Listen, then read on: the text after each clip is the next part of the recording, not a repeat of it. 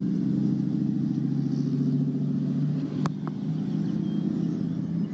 right, good morning everyone. Welcome to the second day of virtual After the Floods. Amy and I are here to get you started off for the day. We are out in the field here. It's going to be a warm one today, so we'll be trying to keep in the shade and keep cool. We are going to do a little bit of tracking here and just see if we can catch D35 and where she is. But just a quick summary of what we're going to be doing today. We're going to do our intro here this morning, and then at 10:30 we're going to broadcast some videos and some stuff on the channel for the Flyway cam and the chat mods there, our newly opened chat for this last year. And then at noon we're going to broadcast some videos from the Decorah North Nest, and 1 o'clock a really interesting educational interview with Dr. Laura Johnson and the great horned owl Robbie. So 3 o'clock I'll do a wrap-up summary of just what's going on with the cams and a little bit about Raptor Resource Project. And then at 5 o'clock we've got our movie night feature. It's going to be Decoding the Driftless, and I just want to remind you all that that movie is about the driftless area here, and the really neat part about that movie is the second half of the film talks about the amazing recovery story of the peregrine falcon and restoration to the Midwest and great part of the United States. So we have a little mink coming here that is coming to say hi.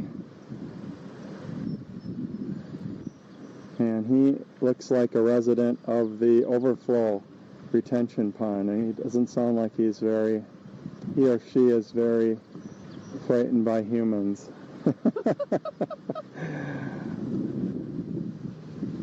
So we'll see how close he decides he wants to get. So anyway, beautiful day here. Just to give you a quick 360 scan around what's going on this morning. We've got a typical lineup of vehicles here. Probably a lot of people are either fishing or they are out on the bike trails. Might be walking. We're looking north over here. The nest is right over that row of trees in the background. We've got songbirds here and the native prairie planting here. We've got the bluff up on top where the Canadian geese nested again this year and fledged another family of goslings. And then we've got the visitor center and the hatchery over to the southwest. So with that, I think we will get going here on the tracking. So as many of you probably know, we trapped, transmitted, and have been tracking eaglets this year. We decided to do two and extend, work with Brett Mandernack and the Eagle Valley crew to extend some of the research, specifically with the Decorah eagles. Interesting, this year we have two eaglets again, just like D24 and D25, from the same nest year. And we've got a male and a female this year, D35 and D36. So let's go ahead and I'm just going to show you how this works. The transmitters that are placed on the eagles, they have both a transmitter for satellite tracking. So we get geographic locations, I believe it's every 6 hours. I think that tunes in and sends a signal to data collection software basically through the satellite. And then we also have a radio local transmitter.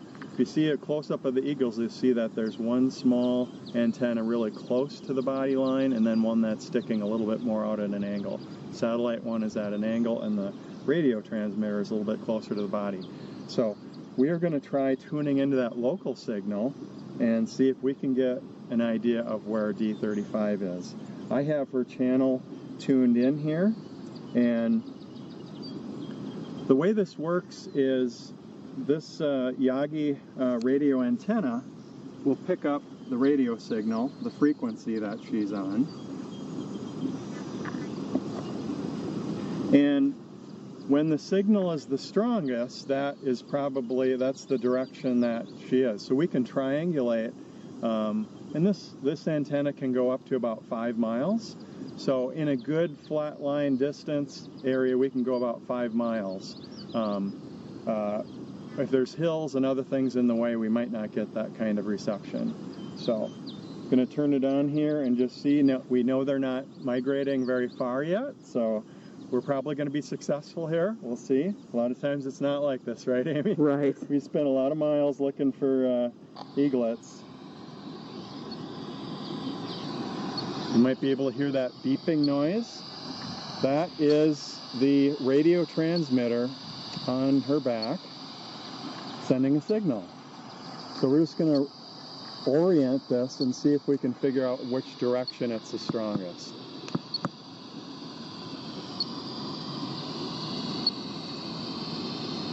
I'm hearing the sound level drop off quite a bit, so I'm going to use this as one of my markers straight towards the visitor center.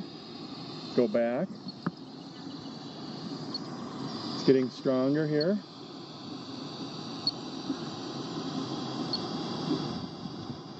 Pointing pretty much a little bit south of where the command central is and the garage. Going to move over towards where the nest is. And the sound has dropped off. So basically, we're bracketing an arc area about like this. And as I move back over in this direction, the signal's getting very strong. So it looks like she's probably over at that bend right by the cliff area that we see from the N1 cams. We've been seeing them eat some carrion, some dead material over there. We've been seeing them in the water, cooling down, taking baths. So it looks like they're right over in that area.